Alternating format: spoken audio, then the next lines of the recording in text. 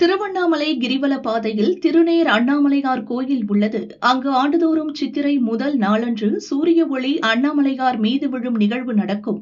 அதன்படி காலை 7:10 மணிக்கு சூரிய கதிர்கள் கருவறையில் உள்ள சிவலிங்கத்தின் மீது விழுந்தது. இந்த காட்சியை கண்ட பக்தர்கள் அண்ணாமலைக்கு அரோகரா என பக்தி முழக்கமிட்டு தரிசனம் செய்தனர்.